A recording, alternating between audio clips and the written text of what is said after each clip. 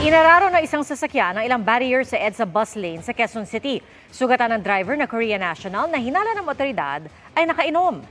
Nakatutok si Nico Wahe.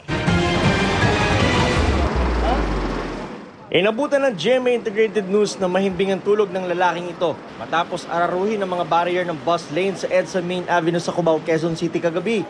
3 plastic barrier ang inararo niya bago sumalpok sa concrete barrier, dahilan para mawasak ang harapang bahagi ng sasakyan. Kwento ng mga miyembro ng Coast Guard na naka-duty sa area, nagulat na lang sila sa pagsalpok ng sasakyan.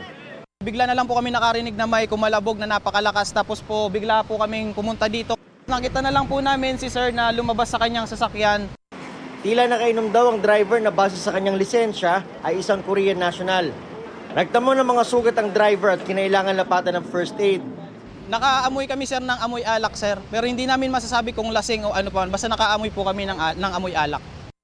Pagdating nga ng rescue, sakalang nila nagising ang driver. May pagkakataon pa na bigla itong tumayo at tila naalimpungatan bago tuluyang naisakay sa ambulansya. Bahagya naman nagdulot ng mabagal na daloy ng trapiko o aksidente.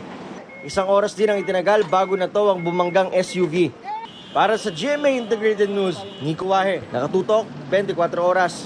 Mga kapuso, patuloy na tumutok sa mga balita. Mag-subscribe sa GMA Integrated News sa YouTube. Sa mga kapuso abroad, samahan nyo kami sa GMA Pinoy TV at www.gmanews.tv.